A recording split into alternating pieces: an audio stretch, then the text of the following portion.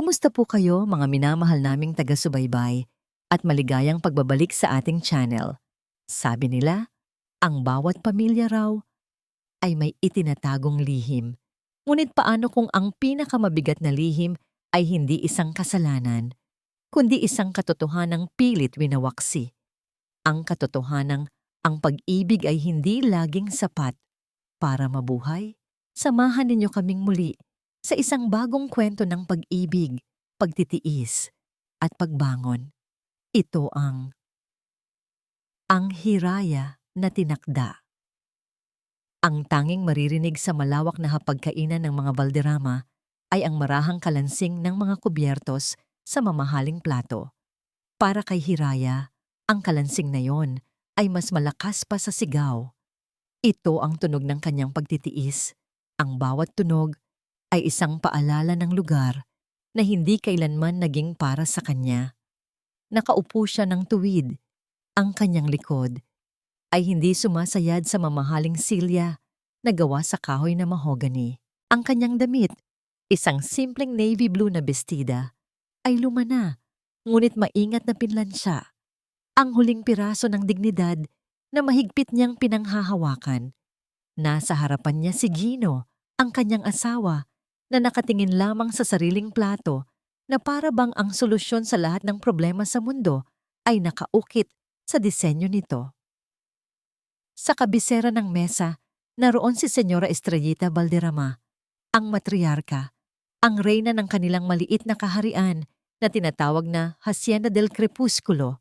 Bawat galaw nito ay may bigat, bawat tingin ay may kahulugan. Medyo lumamig na yata ang sabaw, Hiraya, sabi ni Senyora Estrellita. Ang boses ay kalmado, ngunit may talim. Hindi ito isang tanong, kundi isang hatol. Naramdaman ni Hiraya ang paghigpit ng kanyang dibdib. Siya mismo ang nagluto ng sopas. Tiniyak niyang mainit pa ito ng isilbi. Ngunit sa pagitan ng pag-upo nila at ng pagpuna ng kanyang biyenan, tila ang init ay biglang naglaho. "Pasensya na po, Mama," mahinang tugon ni Hiraya. Ang mga salita ay tila hirap lumabas sa kanyang lalamunan. Hindi sumagot si Senyora Estrellita. Itinuon nito ang pansin kay Gino. "Gino, anak, nakausap ko si Selena kanina. Ang anak ni Don Ricardo Montesillo. Kamusta ka raw? Napakagalang na bata. Galing sa magandang pamilya, edukada. Ibang-iba talaga kapag lumaki sa yaman at tamang pag-aaruga." Bawat papuri para kay Selena ay isang sampal sa pagkatao ni Hiraya. Alam niya ang ginagawa ng kanyang biyenan. Ito ay isang laro na paulit-ulit nilang nilalaro sa hapagkainang ito. Isang paalala na siya, si Hiraya Soliman, ay isang tagalabas na pinalad lang makapasok sa kanilang mundo. Tumingin si Hiraya kay Gino, naghahanap ng kahit anong tulong, kahit isang sulyap lang ng suporta. Ngunit ang mga mata ni Gino ay nanatiling nakababa. Bigla, sa gitna ng nakakabinging katahimikan, isang malakas na tunog ang bumasag dito. Prang! Nabitawan ni Gino ang kanyang baso ng alak. Nabuhos ang pulang likido sa puting mantel. Kumakalat na parang dugo. Ang mga kristal na piraso ay kumalat sa sahig na gawa sa marmol. "Ginoong no!" Matigas na sabi ni Senyora Estrellita. Hindi dahil sa pagkagulat, kundi dahil sa iritasyon. "Sorry, Ma." Madulas lang sa kamay ko. Mabilis na paumanhin ni Gino. Ang tingin ay nakatuon sa kanyang ina, hindi sa asawang katabi niya lang. Bago pa man makatawag ng katulong si Senyora Estrellita, tumayo na si Hiraya. Walang imik, kumuha siya ng basahan mula sa kusina at lumuhod sa sahig. Habang maingat niyang pinupulot ang bawat bubog, naramdaman niya ang mga mata ng kanyang biyenan na nakatitig sa kanyang likuran, mapanuri at malamig. Nanginginig ang kanyang mga kamay, hindi dahil sa takot na masugatan, kundi dahil sa kahihiyan. Sa sandaling iyon, hindi siya si Hiraya Valderrama, asawa ng tagapagmana. Siya ay isang utusan na naglilinis ng kalat ng kanyang amo. Nang matapos ang hapunan, walang nagpaalam sa kanya. Nauna nang umakyat ang mag-ina, iniwan siyang mag-isa sa malawak na silid na puno ng amoy ng pagkain na hindi niya nalasahan. Pag-akyat niya sa kanilang silid, nakita niya si Gino na nakatayo malapit sa bintana, nakatingin sa kadiliman sa labas. Hindi ito lumingon nang pumasok siya. Pagkaraan ng ilang sandali, lumapit ito sa kanya at iniabot ang isang maliit na kahon na nababalot sa pelus. "Para saan to?" tanong ni Hiraya. Ang boses ay pagod. "Peace offering," sabi ni Gino. Hindi pa rin tumitingin sa kanyang mga mata. "Alam kong mahirap ang mga hapunan na to." Binuksan ni Hiraya ang kahon. Sa loob, isang kumikinang na kwintas na may diamante ang nakalagay. Maganda, mamahalin, at walang anumang kahulugan. Ito ang solusyon ni Gino sa lahat ng bagay. Isang regalo para takpan ang mga salitang hindi niya masabi, para punan ang tapang na wala siya. Isasara na sana ni Hiraya ang kahon nang may napansin siyang isang bagay na sumabit sa kadena ng kwintas. Isang bagay na hindi dapat naroon. Kinuha niya ito. Isang maliit na silver na hair clip na may disenyong paru-paro. Kumislap ito sa ilalim ng ilaw ng kanilang kwarto. Isang magandang bagay na puno ng lason. Hinawakan niya ito ng mahigpit. Hindi sa kanya iyon. At sa kaibuturan ng kanyang puso, alam na alam niya kung kanino. Nakatayo si Hiraya sa gitna ng kanilang malawak na silid-tulugan, hawak ang munting silver na hair clip. Ang disenyo nitong paru-paro ay tila nagyayabang sa kanyang harapan, isang simbolo ng kalayaang hindi niya maramdaman. Ang malamig na metal sa kanyang palad ay naghatid sa kanya pabalik sa isang panahon kung kailan ang lahat ay mas simple. Isang hapon, 5 taon na ang nakalipas, bago pa man naging Balderrama ang apelyido niya. Naabutan sila ng malakas na ulan sa kalye ng Maynila. Nagtatakbo sila, magkahawak kamay, ang tawa nilang dalawa ay sinasabayan ang bawat patak mula sa langit. Sumilong sila sa ilalim ng kulandong ng isang luma at saradong tindahan. Basang-basa ang buhok ni Hiraya. Tumutulo ang tubig sa kanyang mukha. Pinunasan ito ni Gino gamit ang kanyang mga daliri. Ang kanyang mga mata ay kumikinang sa ilalim ng madilim na kalangitan. Para kang naligong pusa, biro ni Gino, ang boses ay puno ng pagsuyo. "Ikaw naman, mukhang basang sisiw," ganti ni Hiraya. Tumatawa. Sa gitna ng kanilang tawanan, biglang sumeryoso ang mukha ni Gino. Hinawi nito ang ilang hibla ng buhok na dumidikit sa pisngi ni Hiraya. Kahit anong mangyari, Hiraya, bulong nito, ang init ng kanyang hininga ay humahalo sa malamig na hangin. Basta't magkasama tayo, sapat na. Kahit sa ilalim lang ng ulan, ikaw at ako lang. At doon, sa ilalim ng buhos ng ulan, sa gitna ng ingay ng Maynila, ninakaw ni Gino ang kanyang unang halik. Matamis, puno ng pangako, at totoo. Iyon ang kilig na iningatan niya sa kanyang puso. Isang alaala na nagsilbing liwanag sa madidilim na gabi sa loob ng Hacienda del Crepusculo.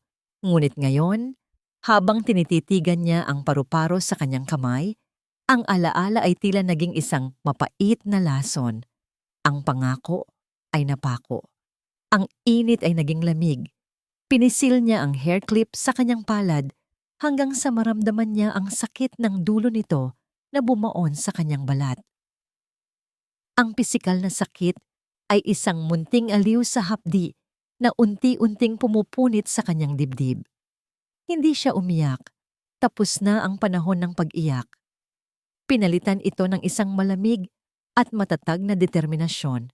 Huli na ng gabi at si Gino ay mahimbing ng natutulog.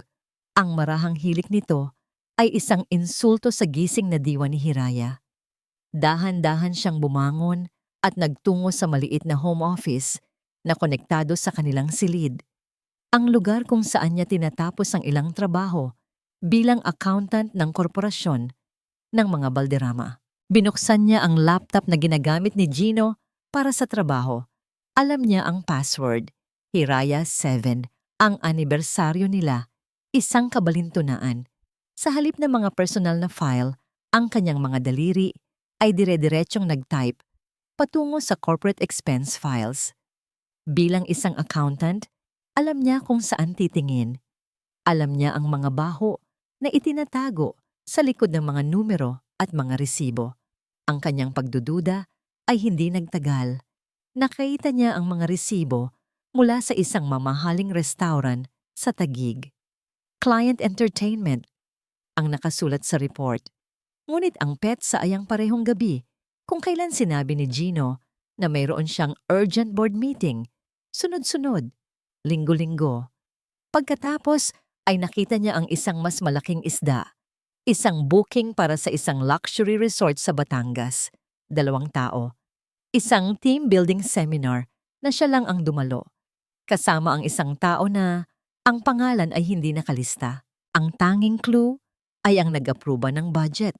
Si Anya Lagdameo, ang kanilang PR director. Ang pangalan ay tila tumalon mula sa screen at sumampal sa kanya. Anya Lagdameo. Maganda, matalino at agresibo. Ang uri ng babae na hinahangaan ni Senyora Estrellita. Nagpatuloy siya sa paghahanap. Ang puso niya ay tumitibok ng mas mabilis sa bawat pag-click. At doon, sa isang nakatagong subfolder, nakita niya ito.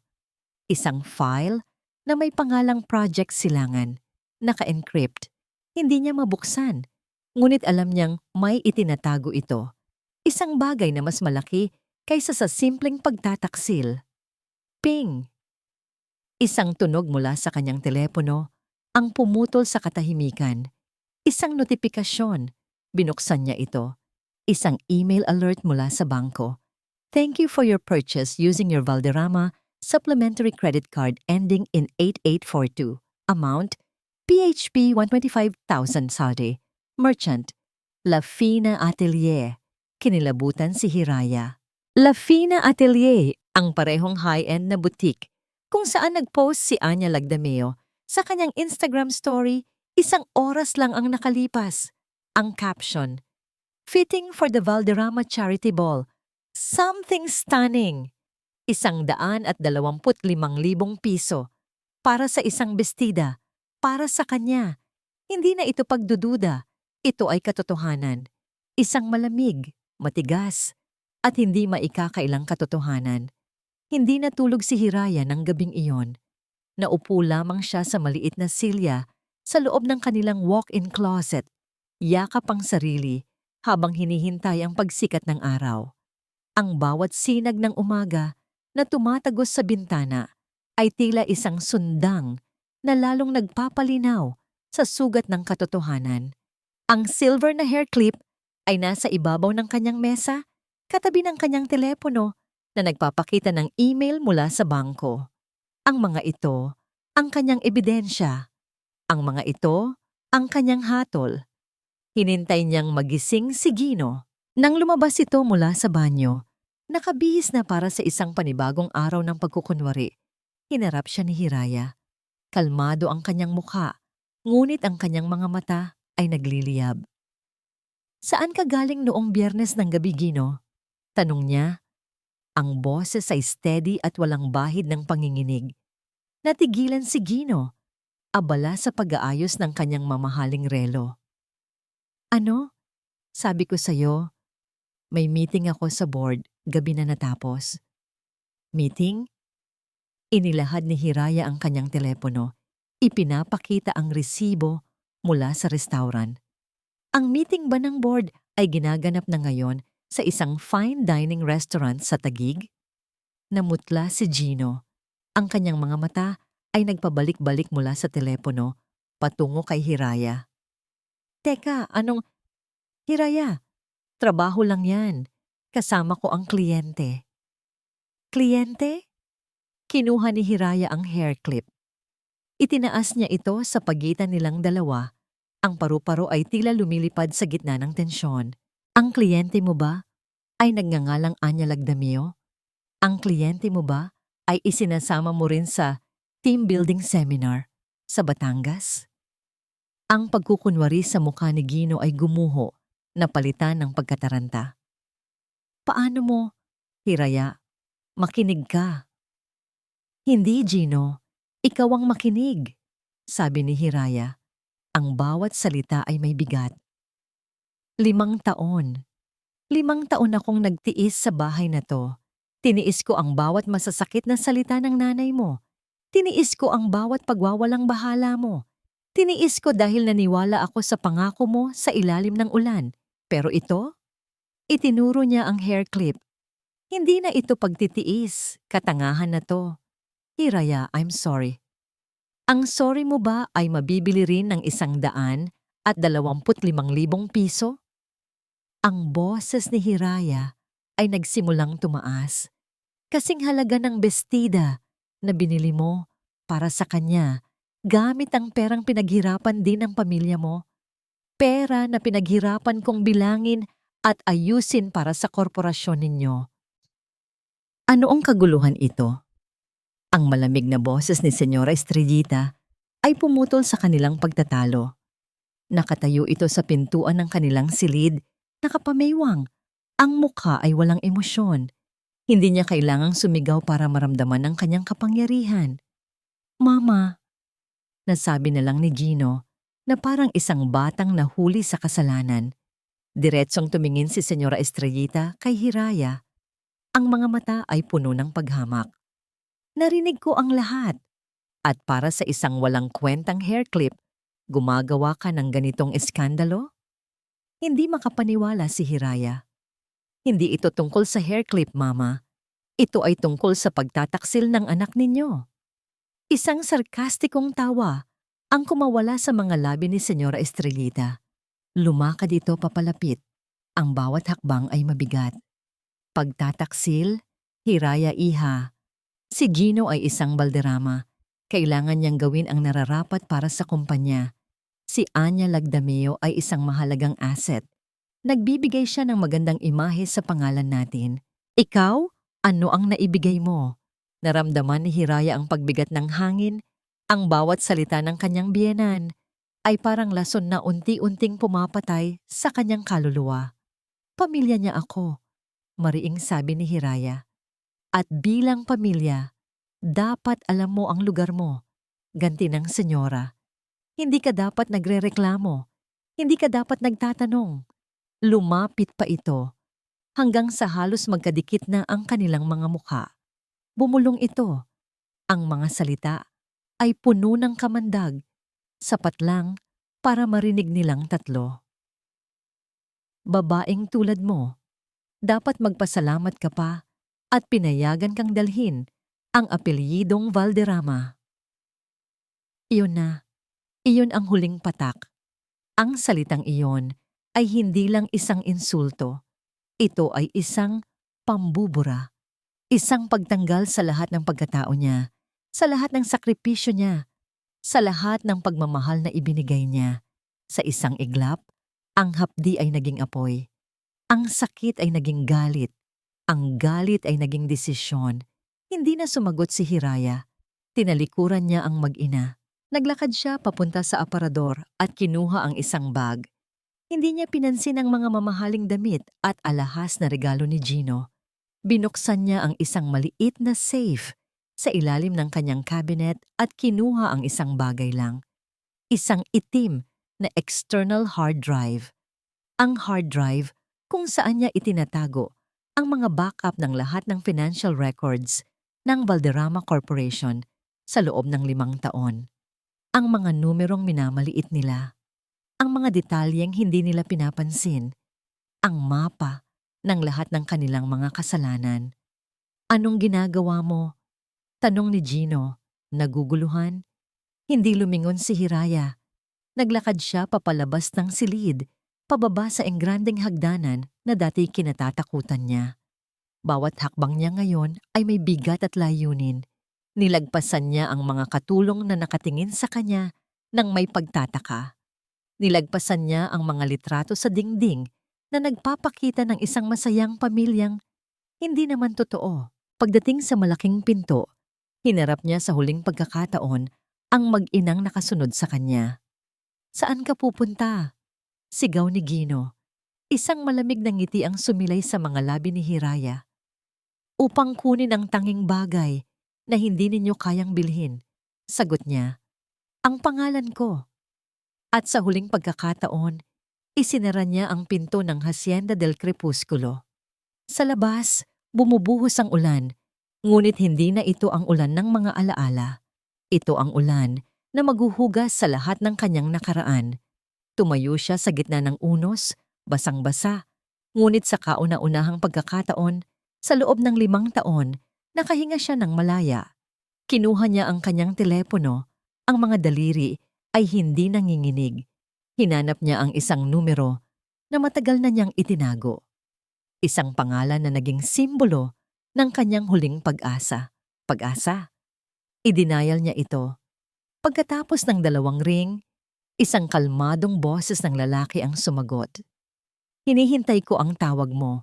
Ang lugar na sinabi sa text ay isang maliit na kapihan na tila naiwan na ng panahon, nakatago sa isang eskinita sa lumang distrito ng Maynila. Ang amoy ng kapeng barako at lumang libro ay salungat sa amoy ng pera at pagkukunwari na kinasanayan ni Hiraya. Pagpasok niya, pakiramdam niya ay isa siyang ibon na napadpad sa maling pugad.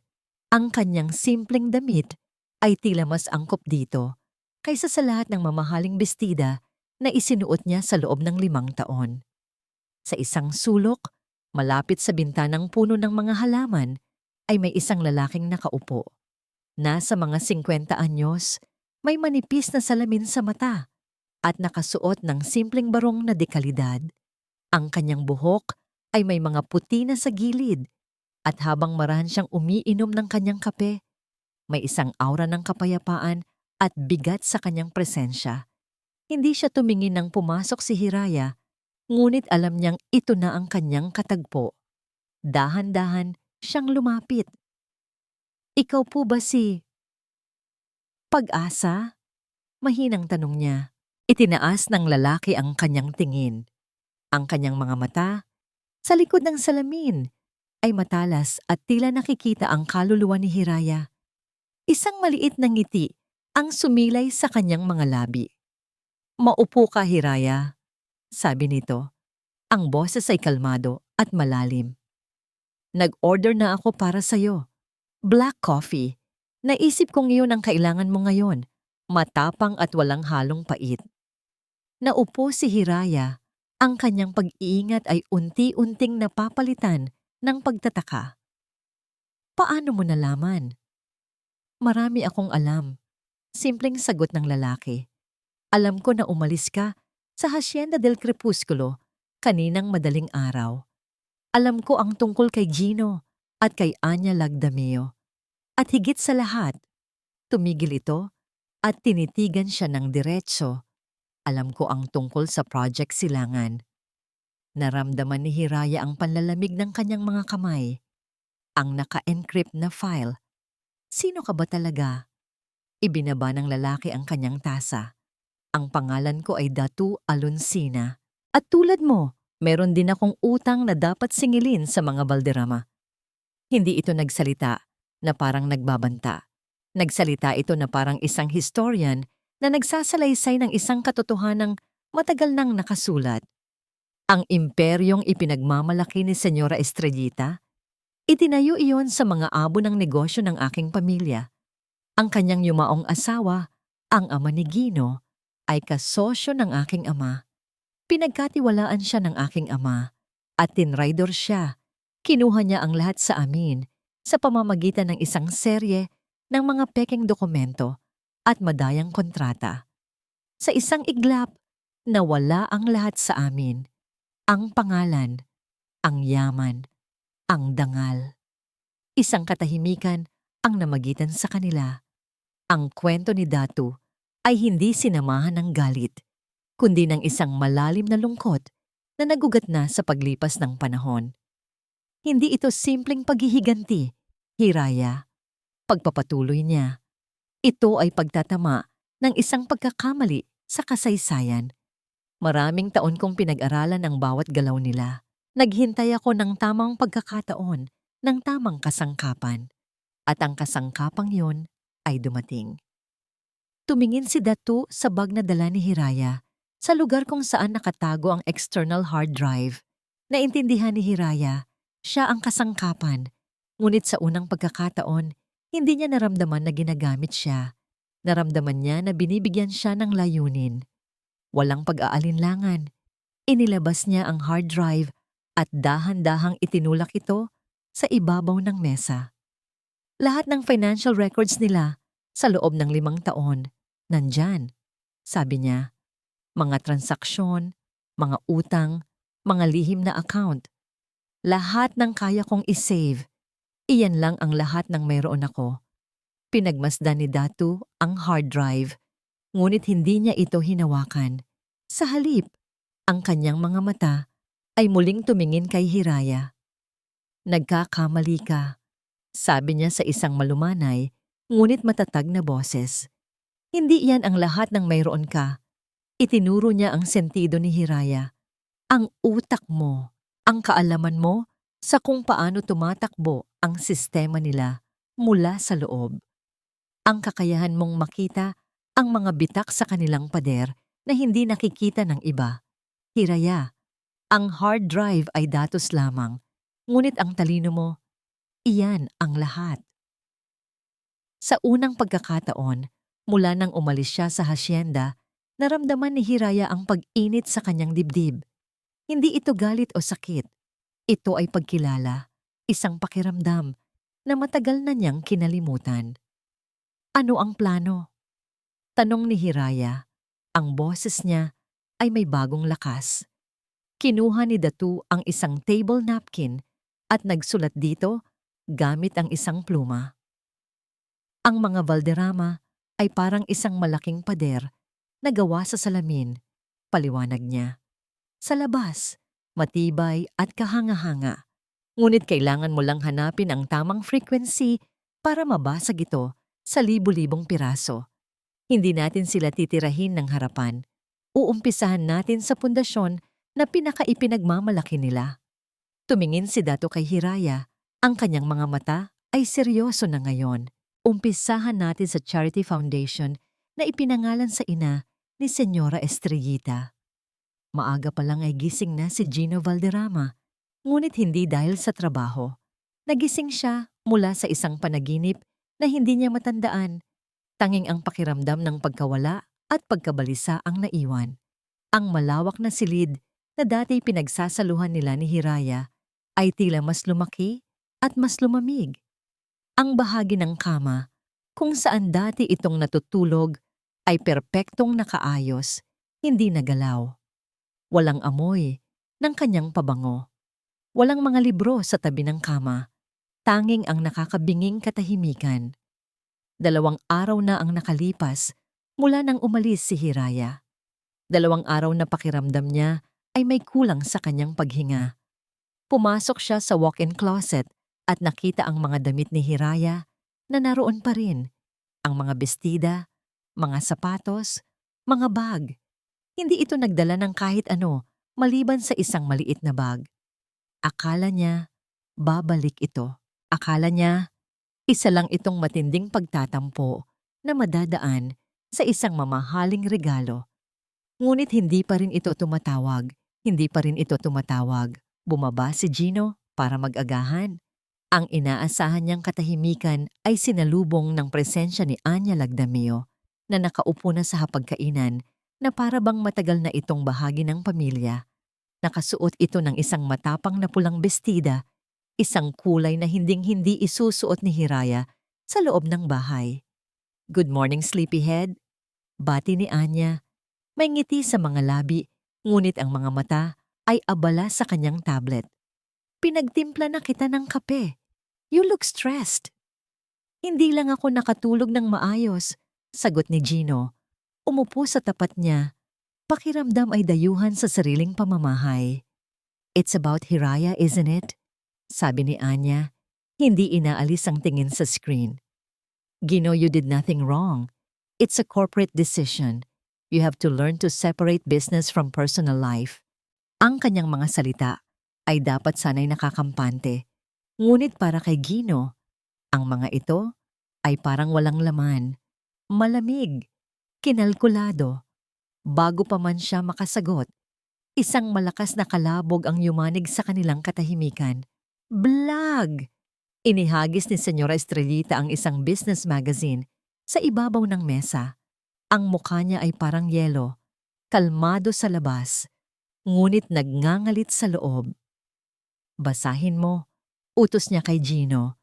Kinuha ni Gino ang magazine. Ang pangalan ng kanilang korporasyon ay nasa headline, ngunit hindi ito isang papuri. Ang Valderrama Foundation, tulong o palabas. Isang pagsisiyasat sa mga ghost projects. Isang artikulong walang pangalan ng sumulat. Detalyado, puno ng mga tanong tungkol sa kung saan napupunta ang milyon-milyong donasyon. Nagbanggit ito ng mga proyektong pabahay sa mga probinsyang walang nakatira, mga feeding program na walang litrato. Hindi ito isang akusasyon, ngunit ang mga tanong ay mas matalas pa sa anumang paratang. Linisin mo itong kalat mo, Gino. Malamig na sabi ni Senyora Estrellita, umupo sa kabisera ng mesa. Ito ang nangyayari kapag pinapabayaan mo ang asawa mo. Nagiging emosyonal, nagiging pabaya. Mama, hindi natin alam kung si Hiraya ang may gawa nito. Depensa ni Gino. Kahit sa sarili niya ay hindi siya sigurado. Wala akong pakialam kung sino, giit ng senyora.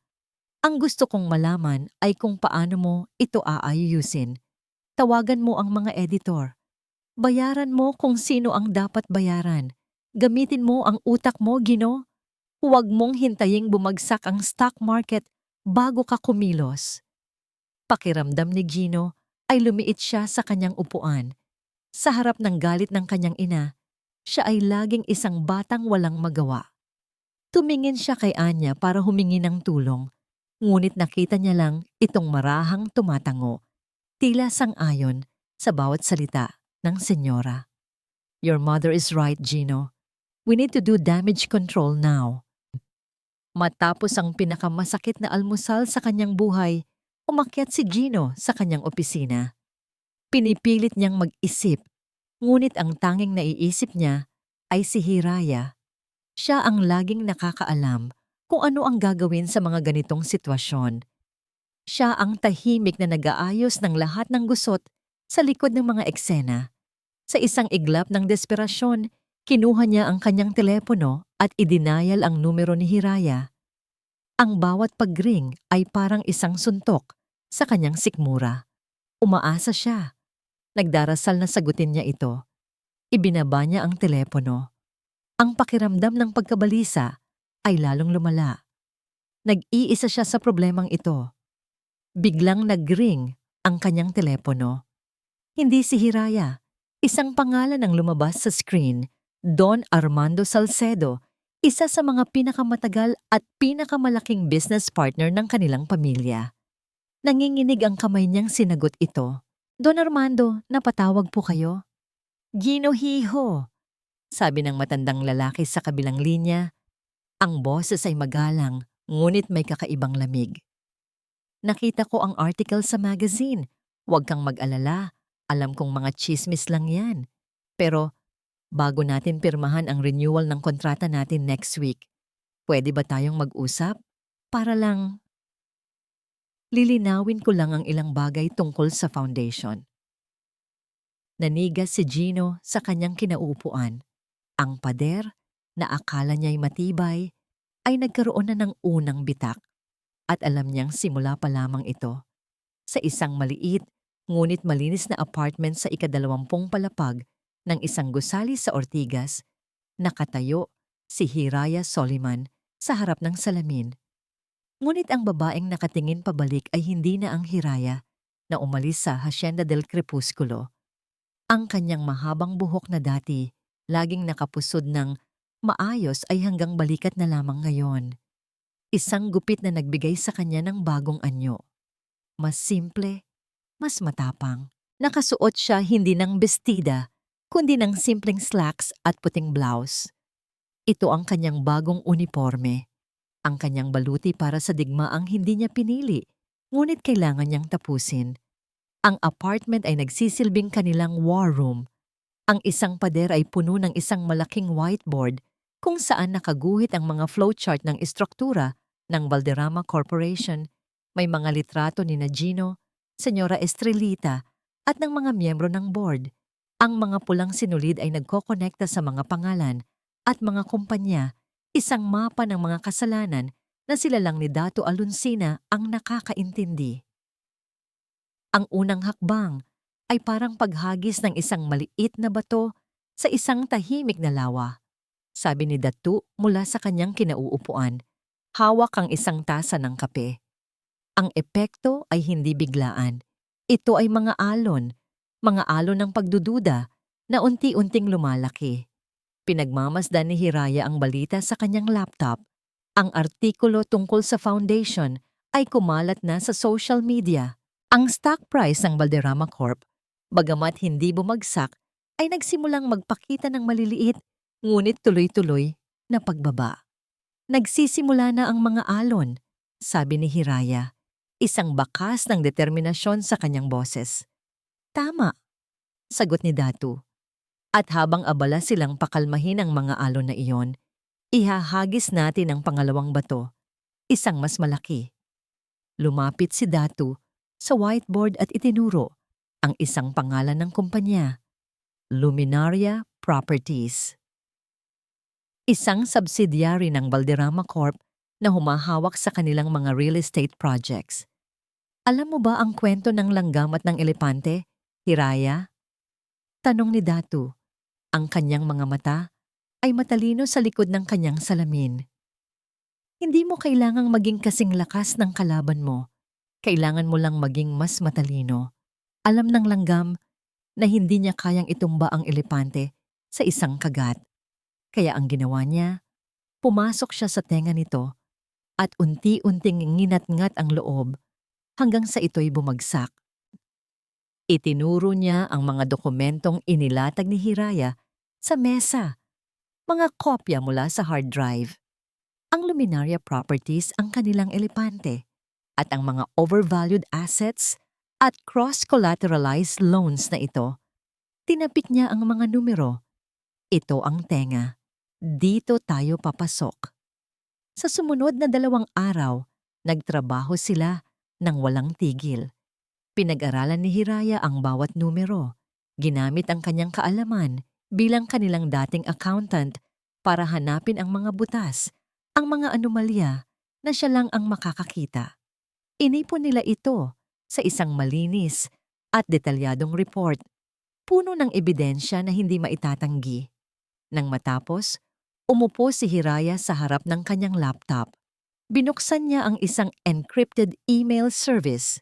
Inattach niya ang file. Sa to field, inilagay niya ang email address ng isang kilalang investigative journalist na ibinigay sa kanya ni Datu. Ang kanyang daliri ay lumutang sa ibabaw ng send button. Saglit siyang nag-alinlangan, isang huling sulyap sa buhay na kanyang tinalikuran. Ngunit nang maalala niya ang mga salita ni Senyora Estrellita, dapat magpasalamat ka pa. Ang pag-aalinlangan ay naging bakal. Click! Pinindot niya ito. Ang tunog na yon, sa katahimikan ng kanilang apartment, ay parang isang putok ng baril na nagpasimula ng isang revolusyon. Isang oras ang lumipas. Habang nagkakape sila ni Datu at tahimik na nagmamasid sa Financial News Network, biglang nagring ang telepono ni Datu. Sinagot niya ito. Tumango-tango habang nakikinig. Ang kanyang mukha ay seryoso. Naiintindihan ko, sabi lang niya bago ibaba ang tawag. Tumingin siya kay Hiraya at sa unang pagkakataon, nakita ni Hiraya ang isang kislap ng pananabik sa mga mata ng matanda. Kumakagat na sila sa pain, sabi ni Datu sa isang mahinahon ngunit mabigat na boses. Ang report mo ay nasa kamay na ng tamang tao. Ngayon, habang nagkakagulo sila sa pangalawang bato, oras na para kumilos ang tao natin sa loob.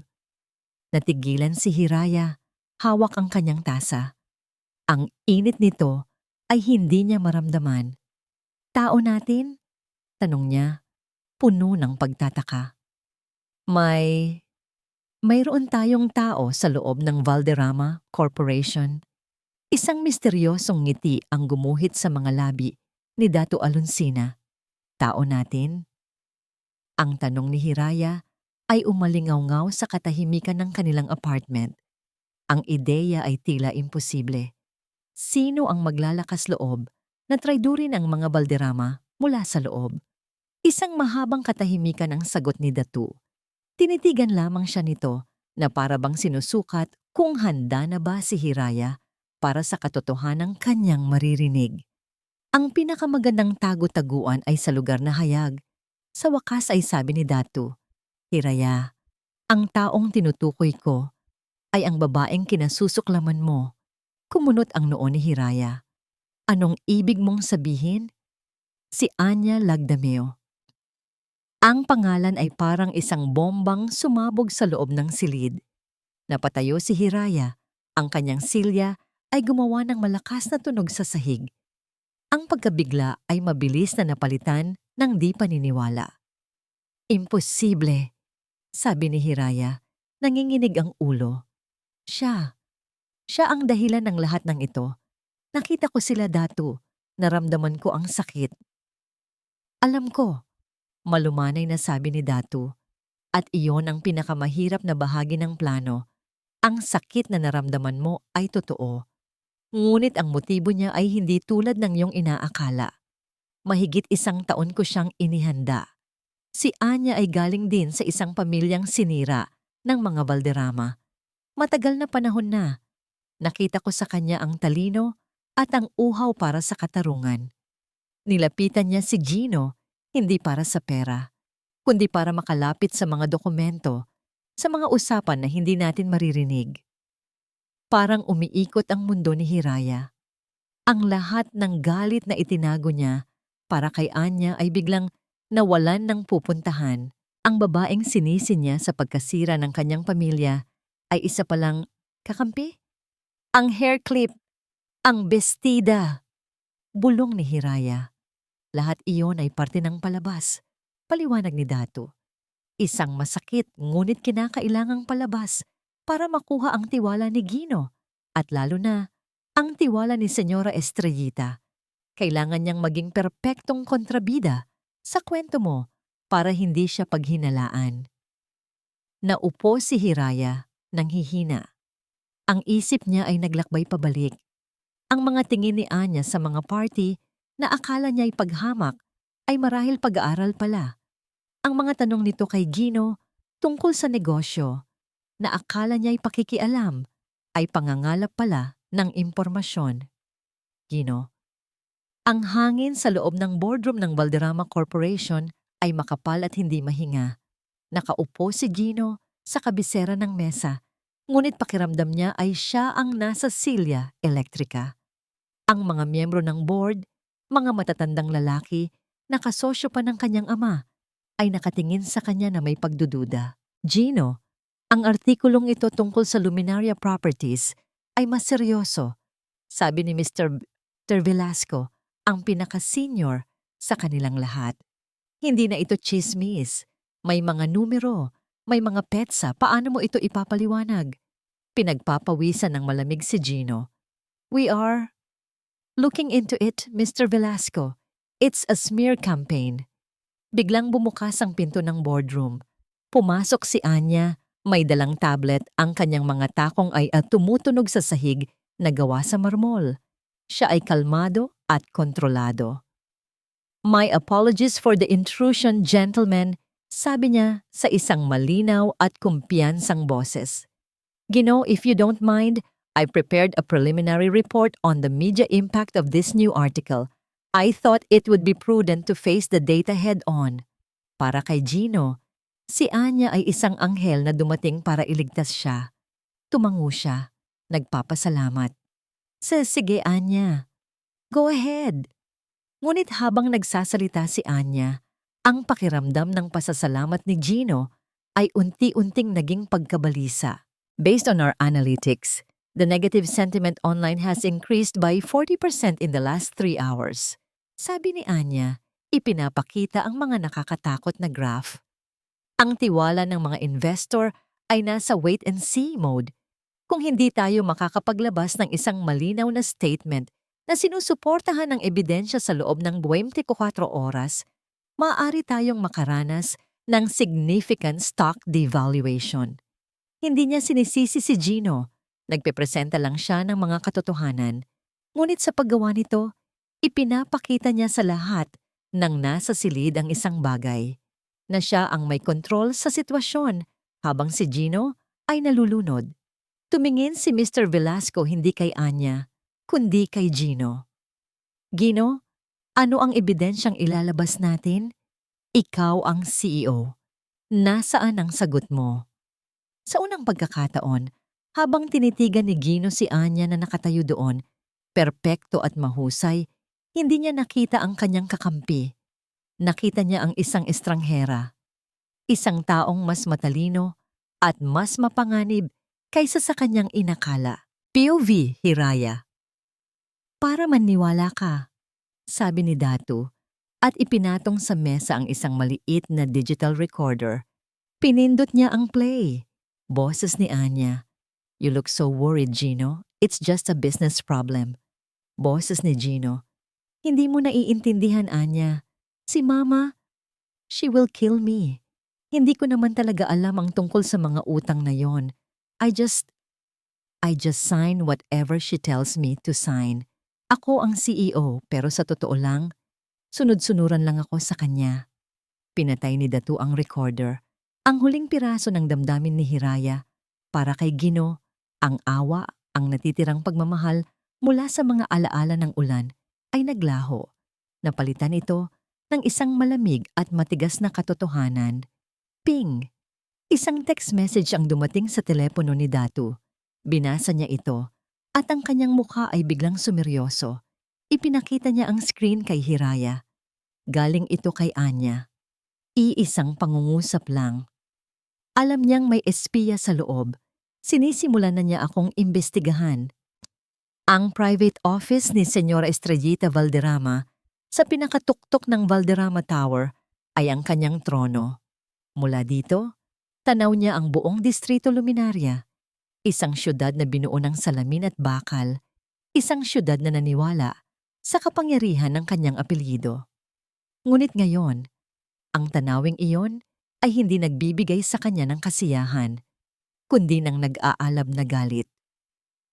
Sa loob ng 48 oras, ang pondasyong binuo ng kanyang asawa at iningatan niya ng higit pa sa sariling buhay ay nagsimulang magpakita ng mga bitak. Hindi siya tanga. Ang mga atake ay hindi nagkataon lamang. Ang mga ito ay kalkulado, tumpak, at galing sa isang taong may alam sa kanilang mga lihim. Hindi si Gino ang may kakayahang gawin ito. Ang kanyang anak ay isang mahina, isang anino lamang ng kanyang ama, si Hiraya. Ang pangalan ay umalingaw-ngaw sa kanyang isipan na parang lason. Ang tahimik na manugang, ang babaeng akala niya ay isang maamong tupa, ay isa palang ahas na naghihintay ng tamang pagkakataon para tumuklaw. Ngunit hindi sapat ang kaalaman ni Hiraya. Kailangan nito ng tulong. Isang taong mas makapangyarihan. Sa ibabaw ng kanyang malaking mesa na gawa sa Nara, nakalatag ang isang folder. Isang private investigator ang kanyang inupahan. Mabilis at mahusay. Ang resulta ng investigasyon ay nasa folder na yon. Dahan-dahan niya itong binuksan. Sa loob, naroon ang litrato ni Hiraya na papasok sa isang lumang kapihan. At sa kasunod na litrato, ang lalaking kanyang katagpo. Nang makita niya ang muka, isang pangalan ang bumalik mula sa nakaraan. Isang pangalang matagal na niyang ibinaon. Alonsina. Binigkas niya ang pangalan na parang isang sumpa. Ang anak ng dating kasosyo ng kanyang asawa. Ang pamilyang dapat sana ay matagal nang nalimot. Ngayon, naintindihan na niya ang lahat. Hindi ito simpleng ganti ng isang nasaktang asawa. Ito ay isang digmaan na nagugat pa sa nakaraan. Naramdaman niya ang pag-init ng kanyang dugo. Tinanggap niya ang hamon. Ngunit si Dato Alonsina ay parang isang multo. Mahirap hawakan, mahirap atakihin ng direkta. Kaya, gagawin niya ang laging ginagawa ng mga reyna kapag hindi nila kayang atakihin ang kalabang hari. Titirahin nila ang pinakamahalagang piyesa nito. Sa kasong ito, ang reyna ng kabilang panig. Hindi na niya kailangan pang tingnan ang file ni Anya Lagdameo. Pakiramdam niya, alam na niya. Ang biglaang pagdating nito, ang perpektong tiyempo, ang kahusayan nito, isa itong Judas Iscariote sa kanyang kaharian. Ngunit aalamin niya ang katotohanan mamaya. Sa ngayon, mayroon siyang mas madaling target. Kinuha ni Senyora Estrellita ang kanyang telepono. Hindi ito smartphone. Isa itong lumang modelo. Isang teleponong para lamang sa iisang layunin. Ang pagtawag sa mga taong may utang na loob sa kanya. Mga taong nasa ilalim ng kanyang kapangyarihan. Idinayal niya ang isang numero. Isang mataas na opisyal sa isa sa pinakamalaking bangko sa bansa. Estrellita, sabi ng boses sa kabilang linya. Ramon, sagot niya. Ang boses ay malamig, ngunit may bigat ng awtoridad. Kailangan ko ng pabor. Hindi na niya kailangang magpaliwanag. Isang pangalan at ilang utos lang ang kanyang sinabi. Pagkatapos ng tawag, ibinaba niya ang telepono. Tapos na. Sa apartment sa Ortigas, abala si Hiraya sa pag-aaral ng mga bagong dokumentong ipinadala ni Anya sa isang secure channel. Nakaramdam siya ng gutom. Hindi pa siya kumakain mula pa kaninang umaga. Lumabas siya para bumili ng tinapay sa maliit na convenience store sa baba ng gusali. Pagdating sa counter, iniabot niya ang kanyang ATM card. Sorry ma'am, decline po, sabi ng kahera. Nagtaka si Hiraya. Sinubukan niya ulit. Decline po. Kumuha siya ng kaunting cash sa kanyang wallet. Sapat lang para sa tinapay at bumalik sa apartment na may pag-aalala. Binuksan niya ang kanyang laptop at nag-log in sa kanyang online banking account. Isang mensahe ang sumalubong sa kanya, nakasulat sa pula. Account frozen due to suspicious activity. Please contact your branch of account. Nanlamig ang buong katawan niya. Ito lang ang nag-iisa niyang personal na account. Ang perang naipon niya bago pa man siya ikasal. Biglang may kumatok ng malakas sa kanyang pinto. Tok, tok, tok. Nagtataka siyang lumapit at sumilip sa peephole. Ang landlady. Ang mukha nito ay galit. Binuksan niya ang pinto. Good morning po, Mrs. Santos. Anong good sa morning? Masungit na sabi ng babae. Nakatanggap ako ng tawag mula sa may-ari ng building na ito. Pinapaalis ka na daw ngayon din. May problema daw sa mga papeles mo. Mga pekeng dokumento daw ang ginamit mo para makakuha ng list dito. Ano po? Imposible po yan. Gulat na sabi ni Hiraya. Wala akong pakialam. Sigaw ng landlady. Basta umalis ka na. Kung hindi, tatawag ako ng security. Isinara ng landlady ang pinto ng malakas. Naiwan si Hiraya na nakatayo. Tulala. Ang account niya. Ang tirahan niya. Sa isang iglap, nawala ang lahat. Nangihina siyang napasandal sa pader. Ang pakiramdam ng kalayaan na naramdaman niya sa mga nakalipas na araw ay biglang naglaho. Napalitan ng pamilyar na pakiramdam ng kawalan ng kapangyarihan. Nagring ang kanyang telepono. Isang unknown number. Nanginginig ang kamay niyang sinagot ito. Hello? Hiraya. Ang boses. Ang malamig. Mapanghamak na boses na yon.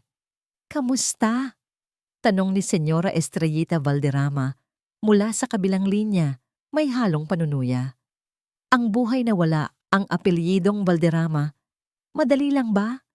Nawalan ng hangin ang baga ni Hiraya. Ang boses ni Senyora Estrellita sa kabilang linya ay parang yelo na tumusok sa kanyang puso. Hindi na niya kailangan pang sumagot. Marahan niyang ibinaba ang telepono. Ang bawat galaw ay mabigat, na para bang ang buong bigat ng kanyang kabiguan ay nakapatong sa kanyang mga balikat. Nakatayo siya sa gilid ng kalsada, dala ang kanyang maliit na bag na naglalaman ng laptop at ng hard drive. Wala siyang pera. Wala siyang matutuluyan. Wala siyang mapupuntahan. Ang babaeng umalis sa Hacienda del Crepusculo na may ningas ng galit sa kanyang mga mata ay biglang naglaho. Ang natira ay ang babaeng dati. Isang babaeng nag-iisa at walang kapangyarihan sa gitna ng isang malupit na syudad. Napaupo siya sa isang bench sa isang maliit at madilim na parke. Niyakap ang kanyang bag na para bang ito na lamang ang natitirang pag-aari niya sa mundo. Sa unang pagkakataon, naramdaman niya ang pagnanais na sumuko. Marahil ay tama si Senyora Estrellita. Marahil ay isa lang siyang hamak na babae na nagkamaling mangarap na kalabanin ang mga Diyos ng Distrito Luminaria. Isang anino ang tumabon sa kanya. Dahan-dahan niyang itinaas ang kanyang tingin. Inaasahan ng isang masamang loob. Ngunit ang nakita niya ay ang pamilyar na mukha ni Datu Aluncina. May dala itong 2 paper cup. Inabot nito ang isa sa kanya. Mainit. Amoy kape. "Alam kong dito kita mahahanap," sabi ni Datu sa isang kalmadong boses. Umupo sa tabi niya. Ang isang taong sugatan ay laging naghahanap ng isang lugar kung saan siya maaring maging invisible. Hindi nagsalita si Hiraya. Hinawakan lamang niya ang tasa. Ang init nito ay unti-unting gumagapang sa kanyang nanlalamig na mga kamay. "Natalo ako, Datu," bulong niya. Ang boses ay basag. Kinuha niya ang lahat. Umiling si Datu. "Hindi, Hiraya. Kinuha niya ang pera mo. Kinuha niya ang tinutuluyan mo. Ngunit hindi niya kinuha ang lahat." Tumingin si Datu ng diretso sa kanyang mga mata. Ang tingin nito ay matatag at puno ng paniniwala.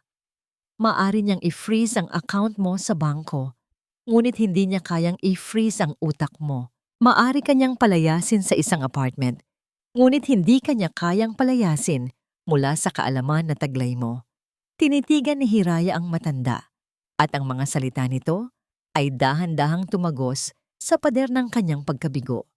"Ang pera ay papel lamang, Hiraya. Ang bahay ay istruktura lamang," pagpapatuloy ni Datu. "Ngunit ang kaalaman, ang karanasan, iyan ang tunay na kapangyarihan. At ang kapangyarihang yan ay nasa iyo. Ang sandata mo ay hindi kailanman ang pera sa bangko. Ang sandata mo," itinuro ni Datu ang sentido ni Hiraya, "ay laging narito." Ang mga salitang iyon. Ang mga salitang iyon ang nagpabago sa lahat. Tumingin si Hiraya sa hawak niyang bag. Sa loob nito ay ang hard drive, ang mga numero, ang mga sikreto, ang katotohanan. Tama si Datu. Iyon ang kanyang tunay na sandata. Isang sandatang hindi mananakaw at hindi mapi-freeze. Ang apoy na akala niya'y namatay na ay muling umalab, mas maliwanag at mas mainit kaysa dati. Tumayo siya. "Mayroon akong mas ligtas na lugar," sabi ni Datu. Dinala siya ni Datu sa isang maliit na opisina sa itaas ng isang lumang gusali. Simple lang ang lugar, ngunit puno ng mga libro at computer. Ligtas! Sa sumunod na 24 na oras, nagtrabaho sila na parang mga makinang hindi napapagod. Inilabas ni Hiraya ang lahat ng kanyang nalalaman. Ang bawat butas sa libro, ang bawat kaduda-dudang transaksyon, ang bawat pirma ni Gino sa mga dokumentong hindi nito naiintindihan. Pinagtagpi-tagpi nila ang lahat, hindi na bilang isang serye ng mga atake, kundi bilang isang komprehensibong ulat. Isang salaysay ng kasakiman at pandaraya ng mga Valderrama na sinusuportahan ng bawat resibo, bawat email, at bawat bank statement. Isang montage ng kanilang paghahanda. Ang whiteboard na napupuno ng mga koneksyon. Ang sahig na nagkalat sa mga papel. Ang walang katapusang pag-inom ng kape. Ang pag-type sa keyboard hanggang madaling araw. At sa gitna ng lahat, si Hiraya, hindi na umiiyak, hindi na natatakot. Ang kanyang mukha ay seryoso. Ang kanyang mga mata ay matalas. Ang bawat galaw ay may layunin. Nang matapos, nakatayo si Hiraya sa harap ng screen ng computer. Ang ulat ay kumpleto na. 10 pahina ng purong katotohanan na may daan-daang pahina ng mga kalakip na ebidensya. Ito ang kanilang pangwakas na bala. Tumingin siya sa kanyang refleksyon sa madilim na screen. Ang babaeng nakatingin pabalik ay hindi na biktima. Isa na siyang mandirigma. "Handa na," sabi niya kay Datu. Tumango si Datu na may hawak na telepono. Katatapos lang niyang may kausapin. Ang ganti ni Senyora Estrellita ay nagbigay sa atin ng dahilan, sabi ni Datu. Dahil sa kaguluhang nilikha niya, nagpatawag ako bilang kinatawan ng isang maliit na grupo ng mga shareholder ng isang emergency board meeting. Tumingin siya sa relo. Bukas ng umaga, 9:00. Humarap si Datu kay Hiraya. Ang kanyang mga mata ay nagliliyab sa determinasyon. Oras na para tapusin ang palabas, Hiraya. Pumasok si Gino Valderrama sa boardroom na may pilit na kumpiyansa. Inayos niya ang kanyang Brioni suit. Sinubukang ipakita ang autoridad na hindi niya nararamdaman. Ang emergency board meeting ay isang abala. Isang power play ng mga minor stockholder na nagpapakita ng kanilang pagkadismaya. Ngunit sa isip niya, isa lang itong bagyo sa loob ng isang baso. Sa huli, ang pangalan pa rin niya, ang pangalan ng kanyang ina, ang masusunod. Nakaupo na ang lahat ng miyembro ng board sa kanilang mga silya sa paligid ng mahabang mesa. Ang hangin ay mabigat, puno ng hindi sinasabing mga tanong. "Good morning, gentlemen," bati ni Gino. Sinubukang maging magaan ang tono. "Let's get this over with. Alam kong marami tayong trabaho." Isang malaking screen sa dulo ng silid ang bumukas. Lumitaw ang mukha ni Senyora Estrellita, nakaupo sa kanyang opisina sa hasyenda. Ang kanyang presensya ay kasing lakas kahit sa pamamagitan lang ng video call. Nagbigay siya ng isang matigas na tango sa lahat. Sino ang nagpatawag ng kalokohang ito? Tanong niya. Hindi itinatago ang kanyang iritasyon. Bago pa man may makasagot, bumukas ang pinto ng boardroom.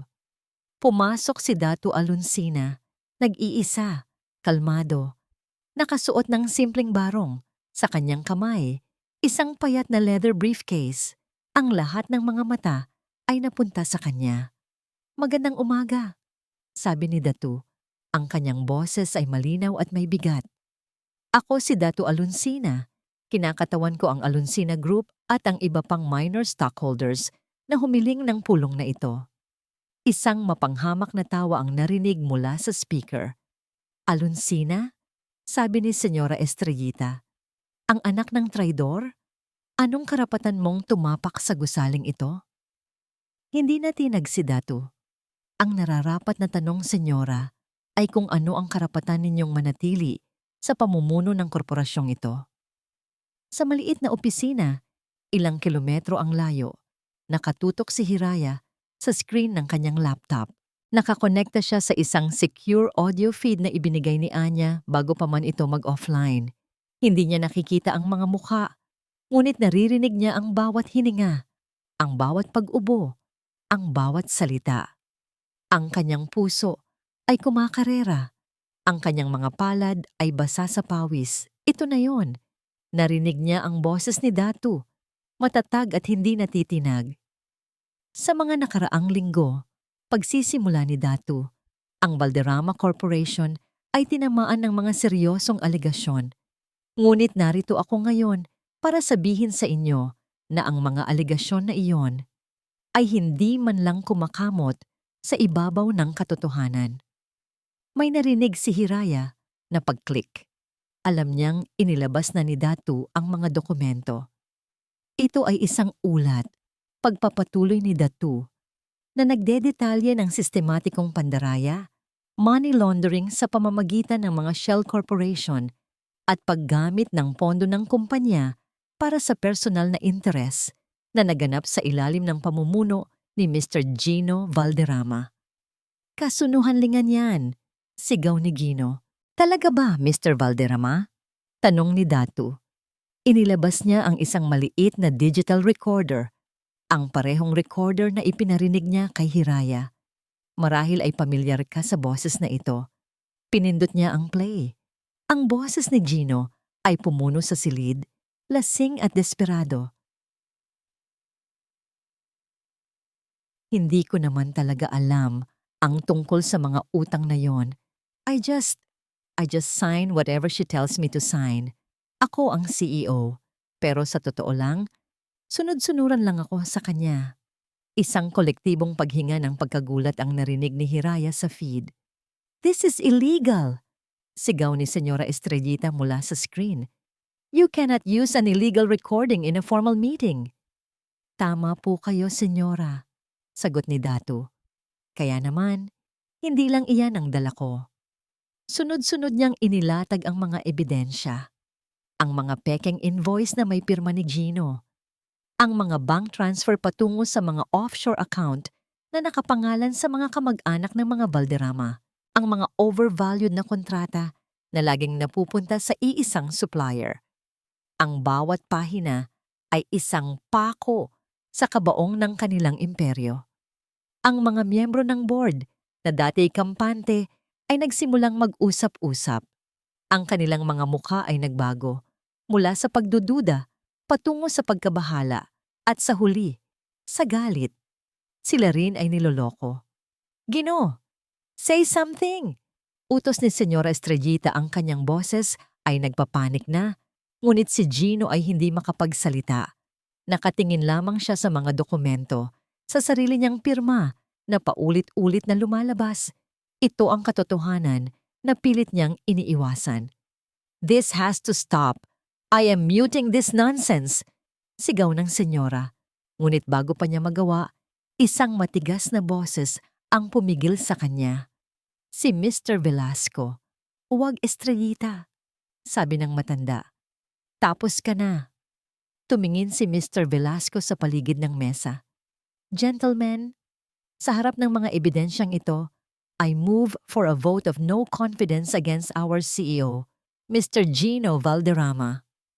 "I second the motion," mabilis na sabi ng isa pa. "All in favor?"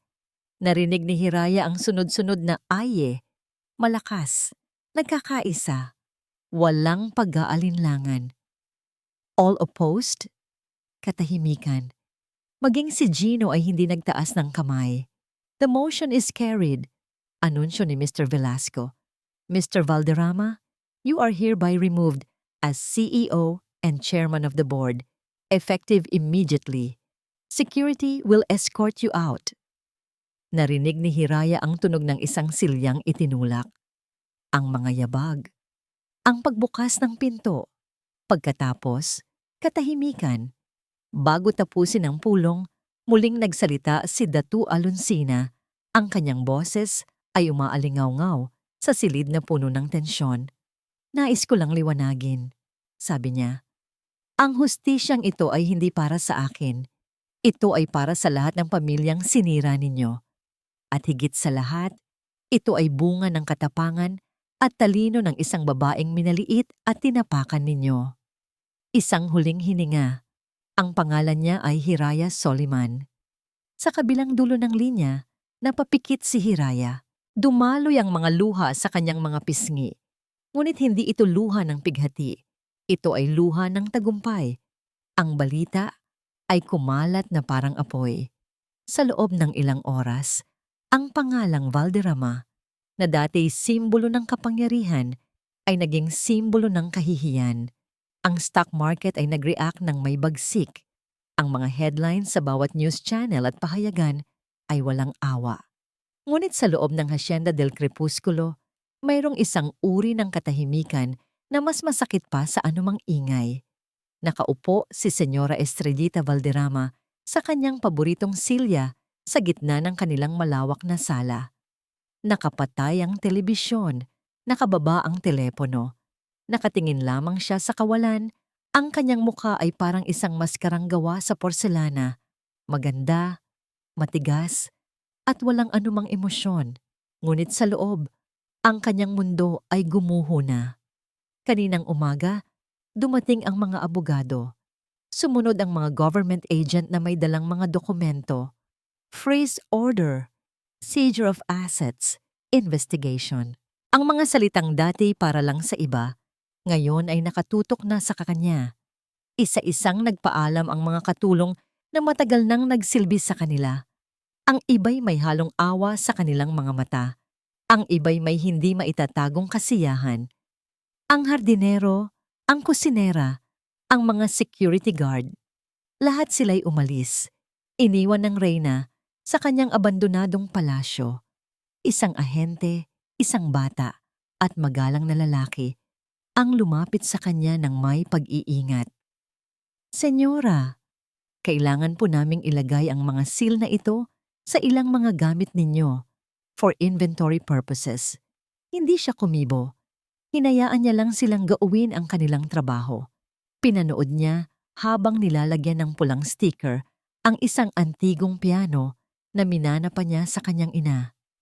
Pinanood niya habang nilalagyan ng seal ang isang painting ni Amor Solo na dati ipinagmamalaki niya sa kanyang mga bisita. Ang mga bagay na ito, ang bumuo sa kanyang pagkatao. Ang mga ito ang kanyang baluti, ang kanyang korona. Ngayon, ang mga ito ay mga ebidensya na lamang sa isang kaso.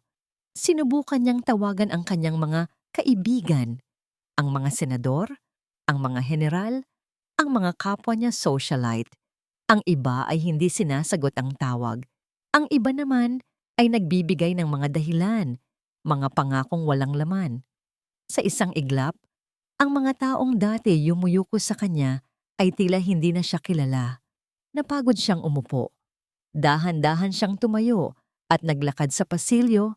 Ang tunog ng kanyang mga paa ay umaalingingaw-ngaw sa katahimikan. Huminto siya sa harap ng isang malaking oil portrait ng kanyang yumaong asawa, si Don Gregorio Valderrama.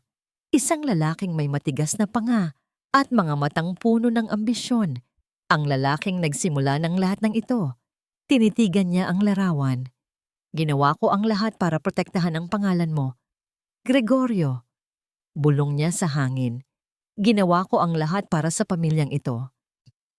Ngunit habang tinititigan niya ang mga mata sa painting, sa unang pagkakataon, hindi paghanga ang nakita niya, kundi isang malamig na katotohanan.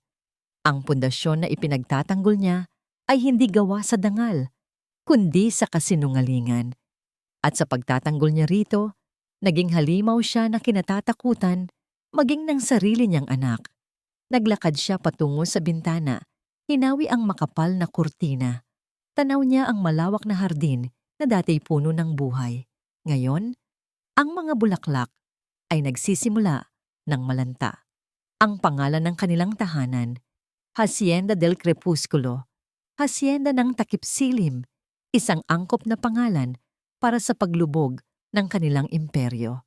Biglang nagring ang kanyang telepono, isang pamilyar na numero. Si Gino, sinagot niya ito, umaasa sa kahit kaunting salita ng suporta mula sa kanyang anak. Gino, bakit ma?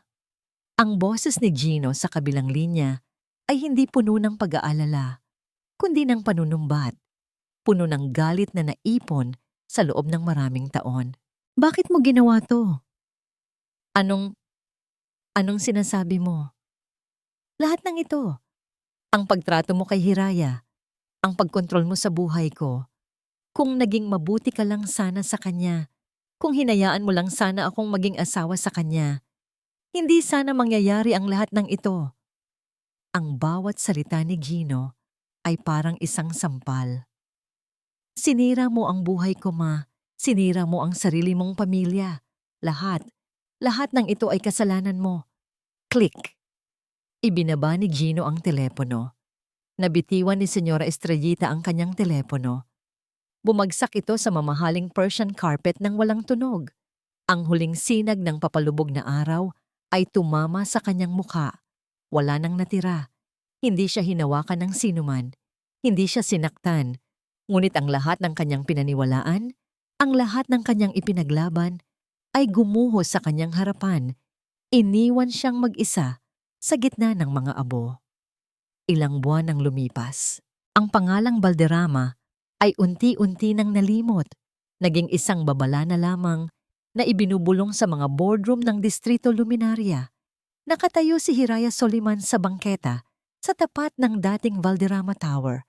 May bago na itong pangalan, Luminaria Corporate Center, isang pangalang mas simple at walang bahid ng madilim na nakaraan. Ang sikat ng araw ay tumatama sa salamin ng gusali. Nasisilaw siya, ngunit hindi na siya napipikit, hindi na siya takot. Sa liwanag, isang pamilyar na kotse ang huminto sa kanyang tabi. Bumaba si Datu Alonsina. May ngiti sa kanyang mga labi na tila mas magaan kaysa dati. Magandang umaga, Hiraya. Bati niya. Magandang araw para pagmasdan ang pagbabago, hindi ba? Ngumiti pabalik si Hiraya, isang tunay at payapang ngiti. Sobra, Datu. Naglakad sila ng sabay sa bangketa, papalayo sa gusali. Hindi na sila mga kakampi sa isang digmaan. Sila ay 2 taong nakahanap ng katarungan, naglalakad na parang magkaibigan. Ang mga ari-arian ng mga Valderrama ay unti-unti nang naliliquidate. Kwento ni Datu. Gagamitin ko ang isang bahagi ng perang na-recover ng aming pamilya para magtayo ng isang foundation. Isang tunay na foundation. Tutulong ito sa mga maliliit na negosyante na naging biktima ng mga mandarambong na tulad nila. Huminto sila sa isang maliit na parke. Tumingin si Datu kay Hiraya. Gusto kong ikaw ang mamahala nito. Alok niya. Walang ibang mas nakakaintindi sa misyon nito kaysa sa iyo. Ikaw ang magiging muka at puso nito. Ito ay isang alok na hindi matatanggihan, isang posisyon, isang layunin, isang pagkakataon para magkaroon ng kapangyarihan, isang kapangyarihang gagamitin sa kabutihan. Tumingin si Hiraya sa mga mata ni Datu, puno ng pasasalamat, ngunit umiling siya ng marahan. Datu, habang buhay kong tatanawin na utang na loob ang lahat ng tulong mo, sabi niya sa isang tapat na boses. Ngunit ang laban na ito, tinuruan ako nito ng isang mahalagang aral. Huminga siya ng malalim. Tinuruan ako nito na ang halaga ko ay hindi nakadepende sa isang malaking pangalan o sa isang mataas na posisyon. Ang halaga ko ay nasa kakayahan kong tumayo sa sarili kong mga paa. Isang ngiti ng pag-unawa at paghanga ang gumuhit sa mukha ni Datu Alonsina. Alam na niya ang sagot. Gusto kong magsimula ng sarili ko. Pagpapatuloy ni Hiraya. Isang bagay na maliit, isang bagay na akin, kung saan ang bawat tagumpay at bawat pagkabigo ay masasabi kong galing sa sarili kong pagsisikap. Tumango si Datu. Kung ganoon, wala na akong mahihiling pa para sa'yo. Nagpaalam sila sa isa't isa, hindi bilang mga kasosyo, kundi bilang 2 kaluluwang naghilom. Naglakad si Hiraya mag-isa. Ang kanyang mga hakbang ay hindi na mabigat sa pagtitiis o mabilis sa pagtakas. Ang kanyang mga hakbang ngayon ay panatag, may direksyon, at kanya. Huminto siya sa harap ng isang maliit at lumang gusali. Umakyat siya sa pangalawang palapag. Sa dulo ng pasilyo, may isang pintong gawa sa salamin. Sa ibabaw nito, may mga letrang nakasulat sa simple ngunit eleganteng paraan, Soliman Financial Consulting. Integrity in every number. Itinulak niya ang pinto at pumasok. Ang opisina ay maliit, may isang mesa, isang computer, at isang bintanang tanaw ang mga puno. Sa labas, malayo sa karangyaan ng Valderrama Tower, ngunit para kay Hiraya, ito ang pinakamagandang opisina sa buong mundo. Umupo siya sa kanyang silya, inilapag ang kanyang bag, at binuksan ang kanyang laptop. Isang blangkong spreadsheet ang sumalubong sa kanya, isang bagong simula. Huminga siya ng malalim, pinuno ang kanyang baga ng hangin ng kalayaan. Wala siyang naramdamang galit para sa mga Valderrama. Wala ring pagkaawa. Ang tanging naramdaman niya ay isang malalim na kapayapaan. Hindi niya kailangang maghiganti para patunayan ang kanyang halaga. Ang kanyang dignidad ay hindi kailanman nawala. Hindi ito kinuha ni Senyora Estrellita o ni Gino. Ito ay nabaon lamang sa ilalim ng takot at pagdududa. At ngayon, sa wakas, sa pamamagitan ng sarili niyang lakas, nahukay niya itong muli. At ito'y nagniningning. At dito po nagtatapos ang kwento nila Hiraya at ng mga Valderrama. Isang paglalakbay na nagturo sa atin na ang tunay na halaga ay hindi nasusukat sa apelyido o kayamanan, kundi sa lakas ng loob na tumayo, at bawiin ang sariling pagkatao mula sa abo ng nakaraan. Taos-puso po akong nagpapasalamat sa inyong walang sawang pagsubaybay sa bawat kabanata ng ating kwento. Naramdaman niyo rin ba ang sakit, ang galit, at sa huli, ang ginhawa na naramdaman ni Hiraya? Nais ko pong marinig ang inyong saloobin. I-comment niyo lang po sa ibaba kung ano ang pinakapaborito ninyong eksena o ang aral na inyong natutunan. Ang inyong mga komento po ang nagsisilbing inspirasyon sa aming patuloy na paglikha ng mga kwentong makabuluhan. Kung nagustuhan niyo ang kwentong ito, isang pindot lang po sa like button, ay share sa inyong mga kaibigan at pamilya. At syempre, mag-subscribe na po kayo sa ating channel para hindi mahuli sa mga susunod pa nating kwento. Muli, ako po ang inyong lingkod, nag-iiwan ng isang paalala. Ang bawat puso ay may sariling kwento at ang bawat kwento ay may aral na naghihintay. Pagpalain po kayo ng Panginoon, kayo at ang inyong buong pamilya. Hanggang sa muli.